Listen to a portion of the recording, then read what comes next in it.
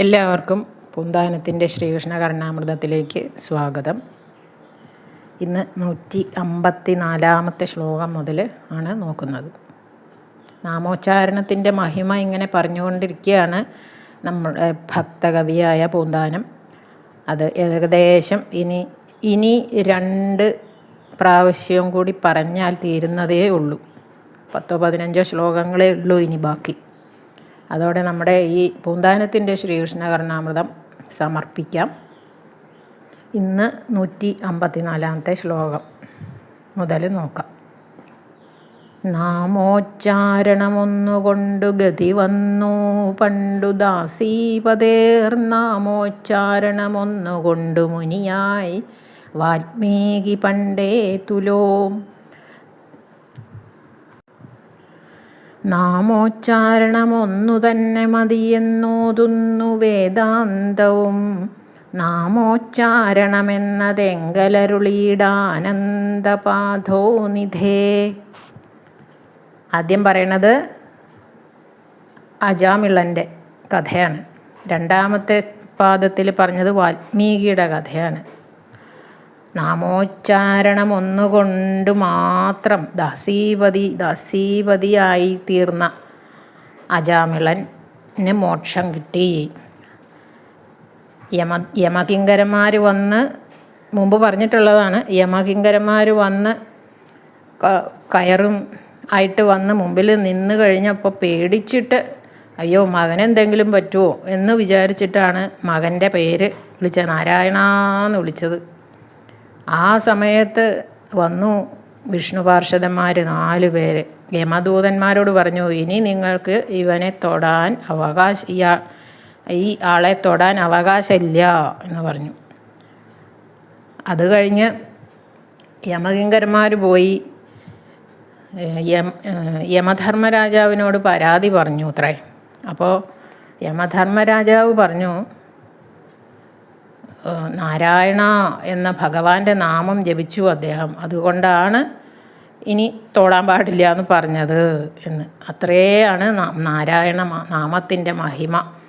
യമകിങ്കരന്മാർ പറയണത്, ഇത്രയും പാപം ചെയ്ത് കൂട്ടിയ ഒരാളെ നമ്മൾ ഈ സംയമനിയിലേക്ക് സംയമനിയാണ് ധർമ്മരാജാവിൻ്റെ അവിടെ, നമ്മുടെ നരകം എന്ന് പറയാം, അങ്ങോട്ട് കൂട്ടിക്കൊണ്ട് പോകാൻ വേണ്ടിയിട്ട്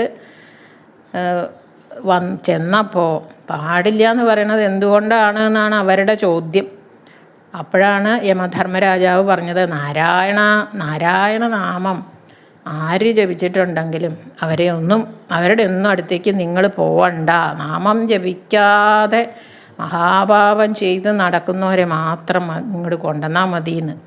ഇനി നാമം ജപിച്ചിട്ടുള്ളവരെ ഒന്നും തൊടാൻ പാടില്ല എന്നാണ് യമകിങ്കരന്മാരോട് യമധർമ്മരാജാവ് പറഞ്ഞത്.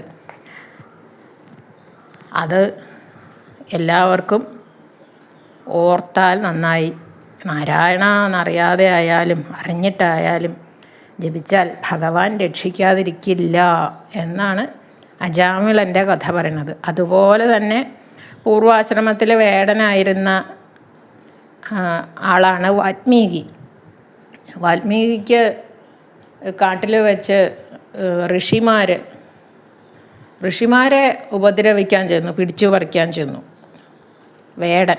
അപ്പോൾ ഋഷിമാർ ചോദിച്ചു, നീ ഇങ്ങനെ പിടിച്ചു പറിച്ച് കുടുംബം പോറ്റുന്നതിൻ്റെ പാപം നിൻ്റെ കുടുംബത്തിലുള്ളവരും ഭാര്യയും മക്കളും കൂടി ആ പാപത്തിൻ്റെ ഫലം അനുഭവിക്കും. അത് രാമായണത്തിലുള്ളതാണ്, എല്ലാവർക്കും അറിയാം, അറിയാത്തവർക്ക് വേണ്ടി പറയുകയാണ്. ആ പാപത്തിൻ്റെ ഫലം നിൻ്റെ മക്കളും ഭാര്യയും കൂടി ചേർന്ന് അനുഭവിക്കുമോ എന്നൊന്ന് ചോദിച്ചിട്ട് വരാൻ പറഞ്ഞു. നീ വരുന്നത് വരെ ഞങ്ങളിവിടെ നിൽക്കാം എന്ന് പറഞ്ഞു. അപ്പോൾ വേടൻ ഓടിപ്പോയി അവരോട് ചോദിച്ചു, ഭാര്യയോട് ചോദിച്ചു, മക്കളോട് ചോദിച്ചു. അപ്പോൾ അവർ പറഞ്ഞു, അതിപ്പം നിങ്ങൾ തന്നെ അനുഭവിക്കേ പറ്റുള്ളൂ, ഞങ്ങൾക്ക് എന്താ അതിൽ പങ്ക് എന്ന് ചോദിച്ചു. പിടിച്ചു പറിച്ചു കൊണ്ടുവരുന്നതിൻ്റെ പങ്ക് അവരെടുക്കും, പാപത്തിൻ്റെ പങ്ക് അവർക്കെടുക്കാൻ പറ്റില്ല എന്നാണ് പറഞ്ഞത്. എന്നാ ആ വേടൻ്റെ പത്നി എന്താ പറഞ്ഞത്? താൻ താൻ നിരന്തരം ചെയ്യുന്ന കർമ്മങ്ങൾ താൻ താൻ അനുഭവിച്ചിടുകെന്നേ വരൂ എന്ന് പറഞ്ഞു കേട്ടപ്പോൾ വേടൻ വേഗം തിരിച്ചു വന്നു ഋഷിമാരോട്, ഇത് അവരിങ്ങനെയാണ് പറഞ്ഞത് എന്ന് പറഞ്ഞു. അപ്പോൾ ഋഷിമാർ പറഞ്ഞു, ഇന്ന് മുതൽ നീ ഈ പണി നിർത്തുക, എന്നിട്ട് ഇവിടെ ഇരുന്നിട്ട് മരാ മരാ മരാ എന്ന് ജപിക്ക്, ഞങ്ങൾ തിരിച്ചു വരുന്നത് വരെ ഇവിടെ ഇരുന്ന് ജപിക്കണം എന്ന് പറഞ്ഞു. അങ്ങനെ ആവാം എന്ന് പറഞ്ഞ് അവിടെ ഒരു മരത്തിൻ്റെ ചുവട്ടിൽ ഇരുന്ന് മരാ മരാ മരാ മരാ എന്ന് ജപിച്ചു. അങ്ങനെ രാമ രാമ രാമ എന്നായി അത്. മരാ മരാ മരാ മരാമ അങ്ങനെ ജപിച്ചു കഴിയുമ്പോൾ രാമ രാമ എന്നാവും. ഭഗവാന്റെ നാമമാണ് എന്നൊന്നും വേടന് മനസ്സിലായിരുന്നില്ല അന്ന്. അത് കഴിഞ്ഞ് കുറേ കാലം കഴിഞ്ഞ് മുനിമാർ തിരിച്ചു വരുമ്പോൾ വേടനാകെ വത്മീകം മൂടി, ചെതൽപുറ്റ് മൺപുറ്റ് മൂടി അവിടെ അങ്ങനെ ഇരിക്കണ കണ്ടു, മരാ മരാ എന്ന് ജപിച്ചിട്ട്. അപ്പോൾ അവർ പറഞ്ഞു, പുറത്തേക്ക് വന്നോളൂ എന്ന് പറഞ്ഞു വേടനോട്. അങ്ങനെ മൺപുറ്റിൻ്റെ ഉള്ളിൽ നിന്ന് വന്നതുകൊണ്ട് വത്മീകം എന്നാണ് മൺപുറ്റിന് സംസ്കൃതത്തിലെ പദം. അപ്പോൾ വത്മീകത്തിൻ്റെ ഉള്ളിൽ നിന്ന് വന്നതുകൊണ്ടാണ് പിന്നെ ആ വേടൻ വാത്മീകി എന്ന പേരിൽ അറിയപ്പെട്ടത്. അദ്ദേഹമാണ് പ്രസിദ്ധനായ രാമായണം രചിച്ച കവി. അതൊക്കെ നമുക്കറിയാം അല്ലേ? ഇപ്പോഴത്തെ കുട്ടികൾക്കൊന്നും അത് അറിഞ്ഞോളണമെന്നില്ല. അവർ കേൾക്കണുണ്ടെങ്കിൽ കേട്ടോട്ടെ എന്ന് വിചാരിച്ച് പറയാണ്.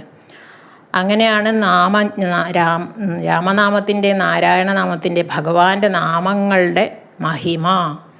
പിന്നെ നാമോച്ചാരണം ഒന്നു തന്നെ മതിയെന്നോതുന്നു വേദാന്തവും. വേദാന്തങ്ങളിലും നിർദ്ദേശിക്കുന്നത് നാമം ജപിച്ചാൽ മാത്രം മതി മോക്ഷസാധനത്തിന് എന്നാണ്. നമ്മുടെ ശ്രീമദ് ഭാഗവതത്തിൽ 13-ാം സ്കന്ധത്തിൽ അവസാനം പറയുന്നുണ്ടല്ലോ, നാമസങ്കീർത്തനം യസ്യ സർവപാപപ്രണാശനം ഇല്ലേ, പ്രണാമോ ദുഃഖശമനസ്തം നമാമി ഹരിം പദം. ഭാഗവതം കേൾക്കുന്നവർക്കൊക്കെ അറിയാം ഈ ഒരു ശ്ലോകം അല്ലേ? അങ്ങനെയൊക്കെ ഇരിക്കുന്ന ആനന്ദപാധോനിധേ, പാദം എന്ന് പറഞ്ഞാൽ ജലം, പാധോനിധി എന്ന് പറഞ്ഞാൽ സമുദ്രം. ആനന്ദം തരുന്ന പാധോനിധിയാണ് ഭഗവാൻ. ആനന്ദപാധോനിധേ, എനിക്ക് അടിയന് ഈ നാമം ജപിക്കാനുള്ള ഉത്സാഹം ഉണ്ടാക്കി തരണേ, അത് തന്ന് അനുഗ്രഹിക്കണേ എന്നാണ് പൂന്താനം പറയണത്. ഈ ഭഗവാന്റെ നാമങ്ങൾ ഇടവിടാതെ ജപിക്കാനുള്ള അനുഗ്രഹം തരണമേ. നാമം ജപിക്കാൻ, അതായത് നാമം ജപിക്കാനുള്ള മടി മാറ്റി തരണേ നാവിന് നാമം വഴങ്ങണേ. നാമം വഴങ്ങാതെ ആവരുതേ ഭഗവാനെ. അവസാന കാലം വരെ നാമം ജപിക്കാൻ നാവിന് ശക്തി ഉണ്ടാവണേന്ന് നമുക്കും പ്രാർത്ഥിക്കാം.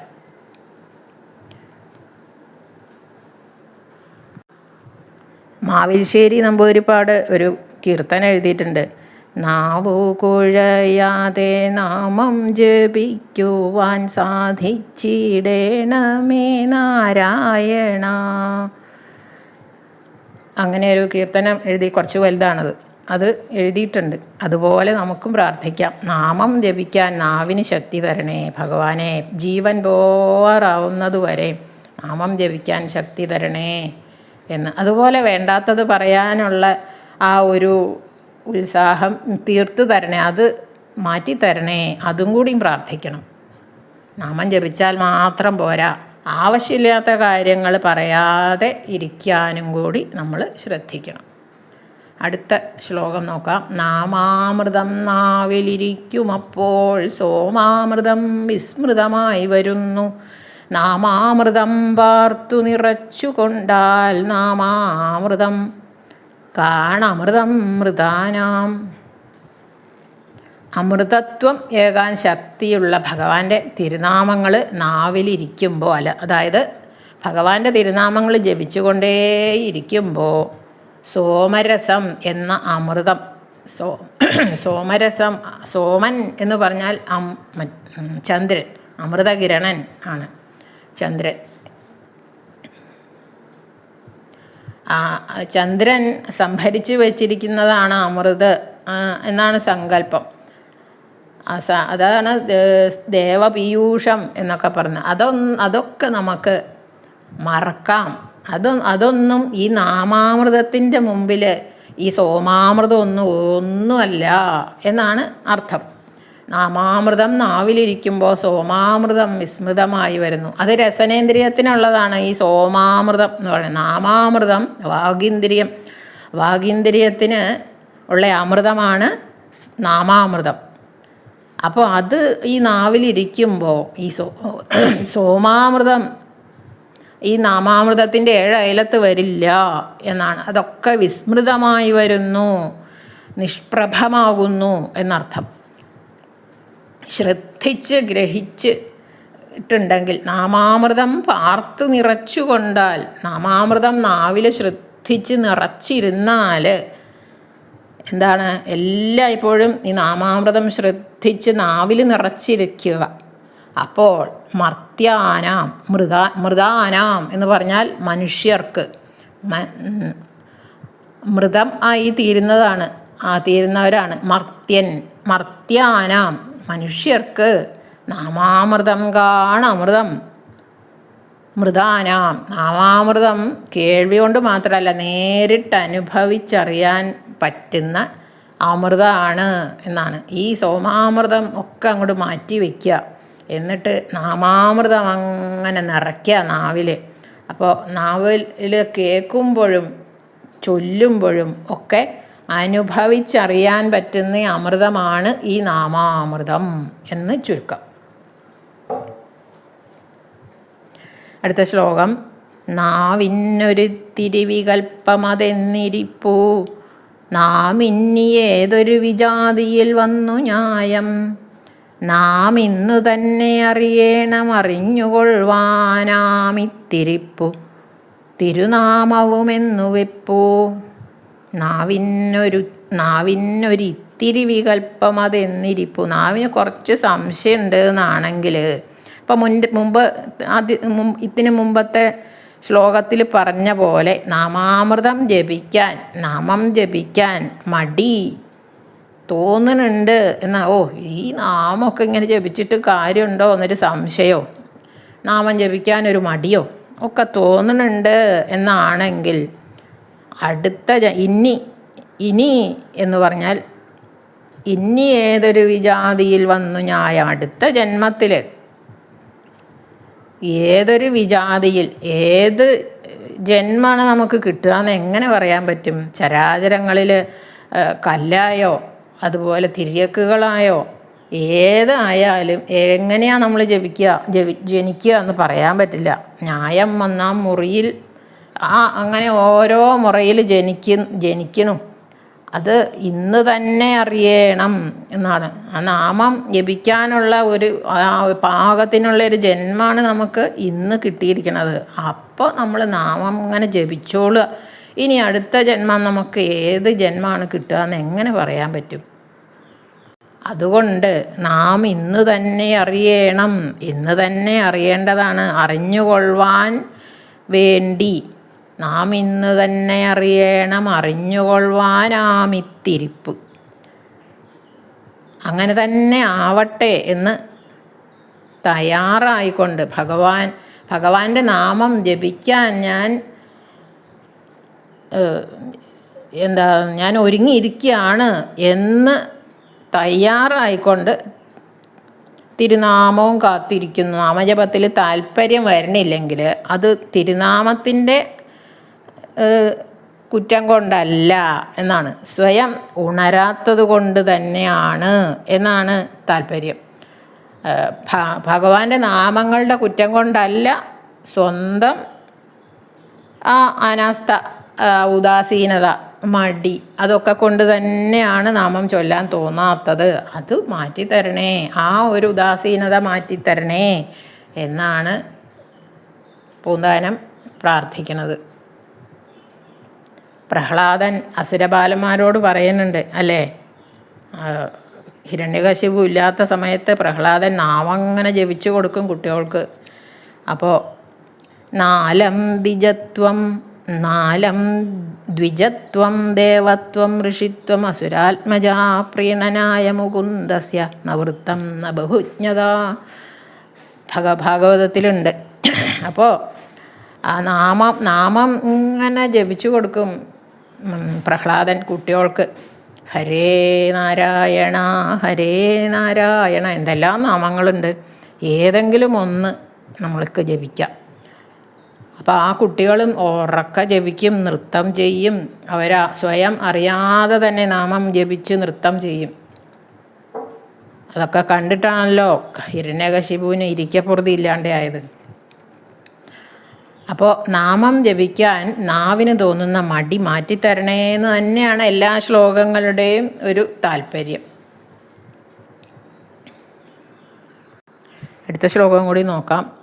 കണ്ണിൽ കൂത്താടുവാനുണ്ടൊരു വക, ചെവിയിൽ പാട്ടുപാടാൻ കളിപ്പാൻ കണ്ണുന്തിക്കൊണ്ടു വേറെ, സതതം ഇവരുടെ നിന്നു പോരാടുവാനും കണ്ണാ നിന്മേനിയാകുന്നതു കരുതി മുതാ നാമമോദിയിടുവാനും കാണുന്നേനില്ലുപായം തവ കരുണയൊഴിഞ്ഞൊന്നുമിന്ദീവരാക്ഷ. ഇതിലും അത് തന്നെയാണ് പറയണം. ഭഗവാന്റെ കാരുണ്യമില്ലാതെ ഒരു ഉപായവും ഇല്ല. ഭഗവാൻ തോന്നിക്കണം നാമം ജപിക്കാൻ എന്നാണ് പറയണത്. കണ്ണിൽ കൂത്താടുവാനുണ്ട് ഒരു വക. ഈ പ്രപഞ്ചത്തിലെ കണ്ണിനെ വശീകരിക്കുന്ന എന്തെല്ലാം കാര്യങ്ങളുണ്ട്. കണ്ണ് ഓരോരോ സ്ഥലങ്ങളിലേക്ക് പോയി ഓരോ കാഴ്ചകൾ കണ്ട് അങ്ങനെ മയങ്ങും. അതുപോലെ ചെവിയിൽ പാട്ടുപാടാൻ ശ്രോത്രേന്ദ്രിയങ്ങൾക്ക് താല്പര്യം ജനിപ്പിക്കുന്ന എന്തെല്ലാം കാര്യങ്ങളുണ്ട്. ചിലർക്ക് വലിയ ഗംഭീരമായിട്ടുള്ള പാട്ടാണിഷ്ടം, ചിലർക്ക് കഥയാണിഷ്ടം, ചിലർക്ക് ഇതുപോലെയുള്ള ശ്ലോകങ്ങൾ നാമസങ്കീർത്തനം ചിലർക്ക് അത് കേൾക്കാനാണ് ഇഷ്ടം. എന്നാൽ അതിഷ്ടമുള്ളവർ ചുരുക്കമാണ് എന്ന് ഈ ചാനൽ എടുത്ത് നോക്കുന്നവർക്കൊക്കെ മനസ്സിലാവും. അപൂർവം ചിലരെ ഇത് വന്ന് നോക്കണുള്ളൂ. അപ്പോൾ മറ്റുള്ളതിലൊക്കെയാണ് എല്ലാവർക്കും താല്പര്യം എന്ന് നമുക്ക് ഈ ചാനൽ നോക്കുന്നവർക്കൊക്കെ മനസ്സിലാവും. നാമം ജപിക്കാനും നാമത്തിനെ പറ്റി അതിൻ്റെ മഹിമ വർണ്ണിക്കുന്ന ശ്ലോകങ്ങളും ഒന്നും കേൾക്കാൻ ആർക്കും ഇപ്പോൾ താല്പര്യമില്ല എന്ന് ഈ ചാനൽ എടുത്ത് നോക്കിയാൽ മനസ്സിലാവും. അപ്പോൾ അതിന് ആർക്കും താല്പര്യമില്ല. മറ്റുള്ള കേൾക്കാൻ എന്തെല്ലാം കാര്യങ്ങളാണ് കിടക്കണത്, ലോക കാര്യങ്ങൾ, അതിലാണ് എല്ലാവർക്കും താല്പര്യം. അത്ഭുതപ്പെടുത്തുന്നതായ വേറെ പലതും ഉണ്ട് കർമ്മേന്ദ്രിയങ്ങളെ സ്വാധീനിക്കാൻ, അല്ലേ? 5 കർമ്മേന്ദ്രിയം, 5 ജ്ഞാനേന്ദ്രിയം. ഇതിനൊക്കെ ഓരോരോ കാര്യങ്ങൾ ഇങ്ങനെ ലോകത്ത് നടന്നുകൊണ്ടിരിക്കുകയാണ്. എപ്പോഴും ഇടതടവില്ലാതെ അവരോടേ നിന്നു പോരാടുവാനും അവയോടെല്ലാം വൈരാഗ്യഭാവത്തോടെ അങ്ങനെ ഇരിക്കാൻ ആരാണ് ഉപായം കാരുണ്യം കാണിക്കേണ്ടത്? ഭഗവാൻ. നിന്മേനിയാകുന്നത് കരുതി എന്ന് പറഞ്ഞാൽ നിന്മേനിയാകുന്നത് കരുതി ഭഗവാന്റെ ആ സ്വരൂപം മാത്രം ശ്രദ്ധയോടെ മനസ്സിൽ വിചാരിച്ച് സന്തോഷത്തോടെ നാമം ജപിക്കുവാനും കണ്ണാ, താമരക്കണ്ണ, എൻ്റെ ഉണ്ണികൃഷ്ണ, തവ കരുണയൊഴിഞ്ഞൊന്നും കാണുന്നേനില്ല ഉപായം എന്ന. അവിടുത്തെ കാരുണ്യം അല്ലാതെ വേറൊരു ഉപായവും കാണുന്നില്ല ഞാൻ. ഈ ലോകകാര്യങ്ങളിൽ നിന്നും മനസ്സിനെയും കണ്ണിനെയും ചെവിയെയും നാവിനെയും ഒക്കെ പിന്തിരിപ്പിച്ചിട്ട് ഭഗവാന്റെ നാമം ജപിക്കാൻ ഭഗവാന്റെ കാരുണ്യമല്ലാതെ വേറൊരു ഉപായവും ഞാൻ കാണുന്നില്ല എന്നാണ് പറയണത്. അപ്പോൾ എല്ലാവർക്കും നാമം ജപിക്കാൻ ഉള്ള ഒരാഗ്രഹം നാവിനും മനസ്സിനും ഉണ്ടാവട്ടെ എന്ന് പ്രാർത്ഥിച്ചുകൊണ്ട് നിർത്തുന്നു. എല്ലാവർക്കും നന്ദി, നമസ്കാരം.